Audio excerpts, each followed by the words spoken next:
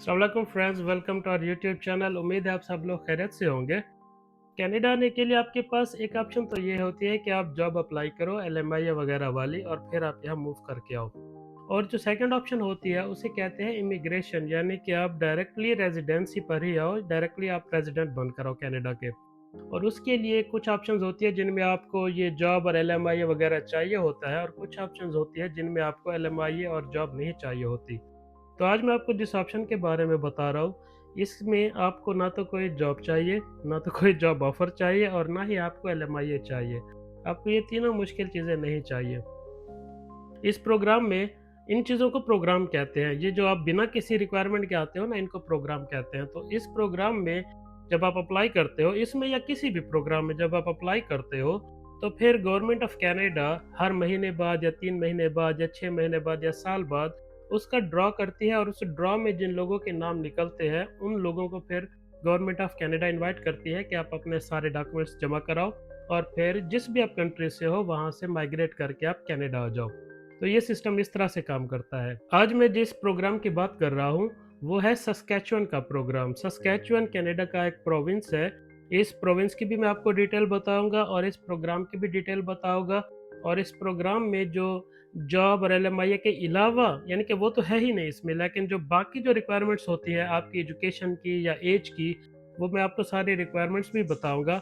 और अगर आप में से जिसको भी लगे कि वो इसमें क्वालिफाई कर सकते हैं, education wise, age wise, experience wise, सारा कुछ मैं आपको बताऊंगा, तो वो इस प्रोग्राम में अप्लाई कर सकते हैं। और फिर दुआ करें, अगर उनका नाम ड्रॉ में निकल आता है तो वो फिर डायरेक्टली कनाडा आ सकते हैं। उनको कोई जॉब सर्चिंग और इन चीज़ों में जाने की ज़रूरत नहीं पड़ेगी।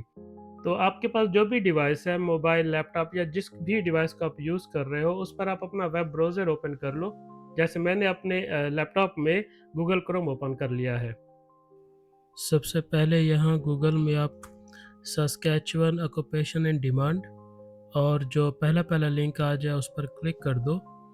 तो ये आपको सस्कैचुअन प्रोविंस की ऑफिशियल वेबसाइट पर ले आया है।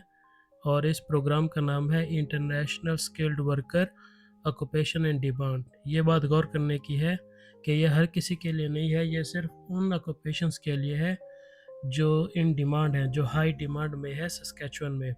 और वो कौन से हैं मैं आपको अभी थोड़ी देर में बताता हूँ। यहाँ नीचे आप देखोगे ओवरव्यू में इन्होंने लिखा है, don't have a job offer in Saskatchewan but highly skilled in demand occupation, यानी कि वो लोग जिनके पास जॉब ऑफर तो नहीं है लेकिन उनका प्रोफेशन हाई डिमांड में है, वो लोग इसके थ्रू अप्लाई करके कनाडा आ सकते हैं। और नीचे यहाँ पर आपको उसकी एलिजिबिलिटी दिखेगी। ये मैं आपको दिखाता हूँ कि आपका जो स्कोर है, मिनिमम स्कोर 60 आना चाहिए 110 में से। यानी कि कनाडा आने के लिए इस प्रोग्राम के तहत अगर आपके पास जॉब ऑफ़र नहीं है, आप एलएमआई वगैरह के चक्कर में नहीं पड़ना चाहते, तो आपके पास 2 कंडीशंस होनी चाहिए। एक तो आपका स्कोर 110 में से 60 आना चाहिए। वो कैसे आएगा, कैसे कैलकुलेट होगा, मैं आपको अभी बताता हूँ। और दूसरी बात, आपकी जॉब इन डिमांड ऑक्यूपेशन की लिस्ट में होनी चाहिए। जॉब मतलब आप जो काम करते हो अभी, पाकिस्तान, इंडिया, दुबई, सऊदी या कहीं पर भी। यहाँ पर आप देख सकते हो ये है सिलेक्शन फैक्टर। और यहाँ पर ये बता रहा है कि आपकी जो एजुकेशन है उसके आपको मिलेंगे मैक्सिमम 23 पॉइंट्स। आपका जो वर्क एक्सपीरियंस है उसके मैक्सिमम 15 पॉइंट्स। आपकी लैंग्वेज के मैक्सिमम 30 पॉइंट्स। आपकी एज के मैक्सिमम 12 पॉइंट्स। और कनेक्शन टू सस्कैचुअन ये क्या होता है मैं आपको एक्सप्लेन करूँगा।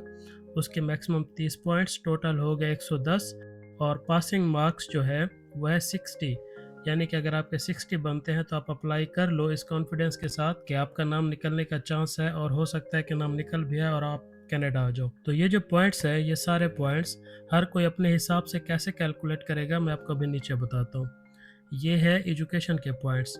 जिन लोगों के पास मैट्रिक है उनके बनते हैं 12 पॉइंट्स। जिन लोगों के पास एफएससी है उनके बनते हैं 15 पॉइंट्स। जिन लोगों के पास मैट्रिक के बाद 3 साल डिप्लोमा है या बीए बीएससी वगैरह है उनके बनते हैं 20 पॉइंट्स। और जिन लोगों के पास एमए या एमए से ऊपर की कोई डिग्री है, एमफिल या पीएचडी वगैरह, उनके बनते हैं 23 पॉइंट्स। तो आप अपने पॉइंट नोट कर लो कि आपकी जो एजुकेशन है उसके मुताबिक आपके कितने पॉइंट्स बनते हैं।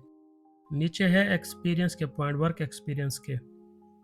इसमें ये 2 तरह के पॉइंट दिए हैं, मैं आपको अभी बताता हूँ। कि इन 2 तरह के पॉइंट्स में क्या फ़र्क है।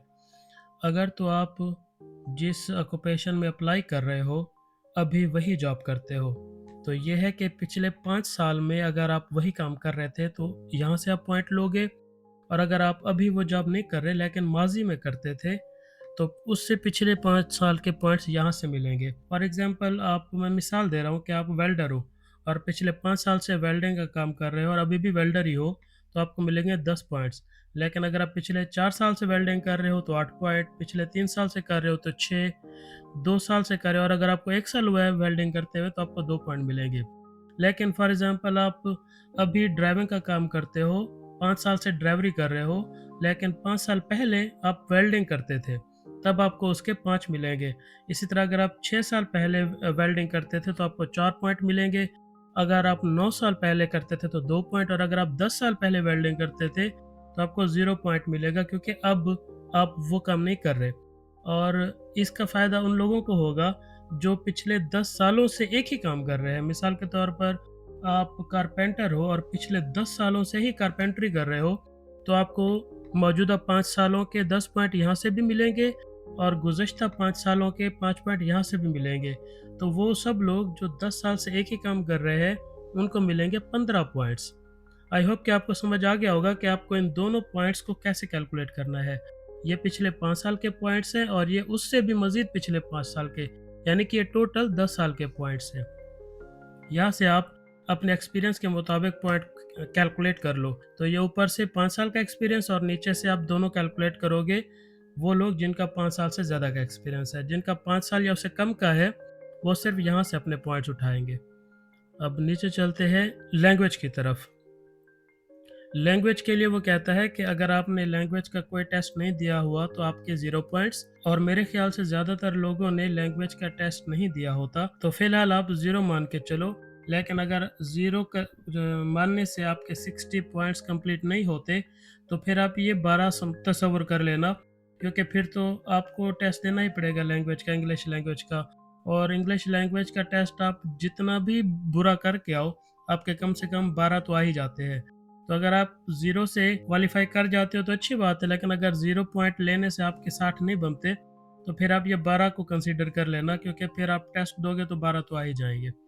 तो अब अपनी सिचुएशन के मुताबिक यहाँ से भी कोई एक स्कोर पकड़ लो। और ये नीचे है सेकंड लैंग्वेज का टेस्ट, यानी कि फ्रेंच लैंग्वेज का। ऊपर इंग्लिश का था, नीचे फ्रेंच का है। इसको तो आप 0 ही कर लो, क्योंकि पाकिस्तान में फ्रेंच का तो है नहीं कुछ ट्रेंड, तो यहाँ के पॉइंट आप ना काउंट करो। लेकिन अगर किसी को करना ही है तो वो अपने हिसाब से फ्रेंच के भी पॉइंट यहाँ से उठा सकता है। और ये नीचे है एज के पॉइंट्स नंबर 4 पर। तो एज के पॉइंट्स जिनकी 18 साल से कम उम्र है और वो अप्लाई करेंगे तो 0 मिलेगा। 18 से 21 वालों को 8 पॉइंट्स, 22 साल से लेकर 34 साल वालों को 12 पॉइंट्स, 35 से लेकर 45 वालों को 10 पॉइंट और 46 से लेकर 50 वालों को 8 पॉइंट मिलेंगे। जिनकी एज 50 से ऊपर है उनको 0 मिलेगा। यानी कि 50 से ऊपर वाले अप्लाई कर सकते हैं, लेकिन उनको एज के पॉइंट्स नहीं मिलेंगे। अब हो सकता है कि कोई 50 साल से ऊपर वाला है और उसका 10 साल का एक ही चीज़ का एक्सपीरियंस है, उसके पास एजुकेशन भी अच्छी है, तो वो क्वालिफ़ाई कर जाएगा, भले ही उसे एज के पॉइंट ना मिले। तो आप अपनी एज के मुताबिक यहाँ से अपने पॉइंट भी उठा लो। अब यहाँ तक जिसके 60 पॉइंट हो गए हैं, वो क्वालिफ़ाई कर गया है। और अगर किसी को लगता है कि उसने क्वालिफ़ाई नहीं किया, तो वो यहाँ पर लैंग्वेज में अपने पॉइंट बढ़ाकर देख सकता है और फिर उसके मुताबिक वो लैंग्वेज की तैयारी करके टेस्ट दे सकता है। और अगर कोई पढ़ाई में है अभी भी और उसको लगता है कि वो थोड़ा बाद में इमिग्रेशन अप्लाई करेगा, तो वो यहाँ से अपनी डिग्री नई वाली लेकर, यानी कि अगर कोई एफ़ए है तो वो बीए लेकर, अगर कोई बीए है तो वो एमए लेकर अपने पॉइंट्स बढ़ा सकता है। ये डिपेंड करता है कि किसको कितने पॉइंट्स की ज़रूरत है। इसी तरह अगर आपको पॉइंट्स चाहिए तो आप थोड़ी बहुत फ्रेंच सीख कर उसका टेस्ट देकर यहाँ से भी कुछ ना कुछ पॉइंट्स बना सकते हो। ये भी एक ऑप्शन है आपके पास। और लास्ट में ये जो पॉइंट्स है, ये पॉइंट्स हमारे काम के नहीं है, क्योंकि ये उन लोगों के लिए है जिनके पास या तो जॉब ऑफ़र है और या फिर वो लोग जिनका कोई ना कोई यहाँ रहता है कनाडा में, रिश्तेदार वगैरह, ये उनके लिए है। मैं आपको वो वाली कैटेगरी बता रहा हूँ जिसमें जॉब ऑफ़र वगैरह नहीं चाहिए, इसलिए मैंने इन पॉइंट्स को कंसीडर नहीं किया। तो आपका टोटल बस यहीं तक बनता है कि एज तक आते-आते जिसके 60 हो गए हैं वो क्वालिफ़ाई कर सकता है। अब नीचे मैं आपको बताता हूँ कि वो प्रोफ़ेशन कौन से हैं जो इसमें अप्लाई कर सकते हैं। ये लिस्ट दी है, इसको खोल लेते हैं।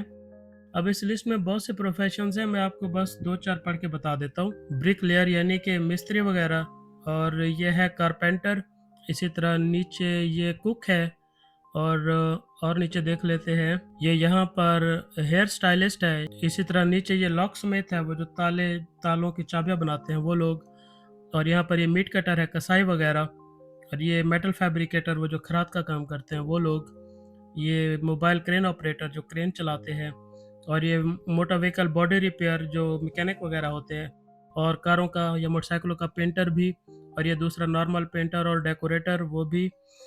इसी तरह नीचे ये प्लम्बर, रूफर जो छतों का काम करते हैं, और ये वेल्डर।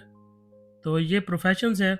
तो इन प्रोफेशंस की आप ना, मैं थोड़ी थोड़ी देर के लिए स्क्रीन पर रोक देता हूँ।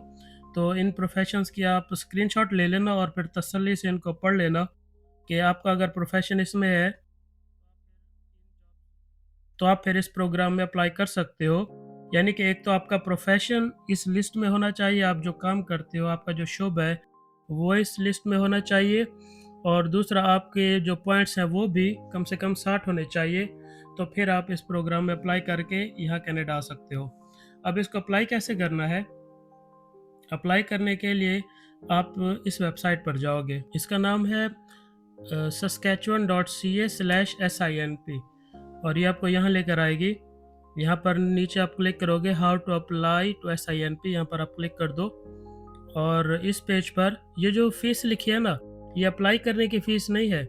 ये फ़ीस $500 उन लोगों के लिए है जो अप्लाई करने के बाद जिनको इनविटेशन आएगा कि हाँ, आप क्वालिफ़ाई कर गए हो, अब आप अपने डॉक्यूमेंट जमा कराकर कनाडा का प्रोसेस कर दो।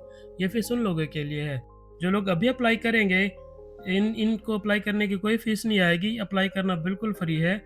ये सारे वो लोग हैं जो अप्लाई तो कर देंगे, लेकिन फिर गवर्नमेंट ऑफ कनाडा आगे देखेगी कि इनका स्कोर पूरा है और इनका प्रोफेशन भी उस लिस्ट में है। फिर उन लोगों को गवर्नमेंट ऑफ कनाडा लेटर भेजेगी कि आप अपने सारे डॉक्यूमेंट जमा कराओ। उस वक़्त जो आपकी फ़ीस लगेगी, ये वो फ़ीस है $500, अभी कोई फ़ीस नहीं है। तो इस पेज पर ये राइट साइड पे लिखा है अप्लाई टू द SINP, तो यहाँ पर आप क्लिक कर दो। तो जो नेक्स्ट पेज है ये है अप्लाई करने का पेज। आप यहाँ क्रिएट एन अकाउंट पर आकर क्लिक करोगे और फिर पूरा प्रोसेस फॉलो करके अपना अकाउंट क्रिएट करोगे। यहाँ अप्लाई करने के बाद आप फिर वेट करोगे और आपकी ईमेल एड्रेस पर आपको इनविटेशन आएगा। आपकी डिटेल और जॉब टाइप को देखकर, आपके स्कोर को देखकर आपके पास इनविटेशन आएगा, और फिर आप सारे डॉक्यूमेंट वगैरह सबमिट करके कनाडा होगे। हाँ जी, ये है सारा प्रोसेस इस प्रोग्राम का। तो आई होप आपने इसकी सारी चीज़ें समझ ली होंगी। अगर फिर भी आपके ज़हन में कोई डाउट रह जाए, या कहीं पर कोई कन्फ्यूजन हो, या आपको ये डाउट हो कि पता नहीं आप ठीक से कैलकुलेट खुद को कर पाए या नहीं, अपना स्कोर वगैरह, और अगर आपको कोई सवाल पूछना हो तो आप कमेंट में पूछ सकते हो। मुझसे जितना हो सकेगा मैं आपको गाइड कर दूँगा। वैसे तो ये स्ट्रेट फॉरवर्ड डिटेल थी सारी जो भी है। तो आप अगर इंटरेस्टेड हो इस प्रोग्राम में अप्लाई करने के लिए तो आप अप्लाई कर सकते हो। और अगर आपका ड्रॉ में नाम आ जाता है, जैसा कि लोगों का निकलता भी है नाम, पाकिस्तान से, इंडिया से, हर जगह से, सऊदीया, कतर, दुबई, हर जगह से लोगों के नाम निकलते हैं और फिर वो यहाँ मूव करके आ जाते हैं। तो आप, ये एक ऑप्शन है, आप ट्राई कर सकते हो। अगर आपको ऐसा लगता है कि आप क्वालिफाई कर जाओगे तो ये एक अच्छी ऑप्शन है। इससे आप डायरेक्टली रेजिडेंसी पर आओगे, और फिर यहाँ आने के बाद आप लीगल रेजिडेंट होगे।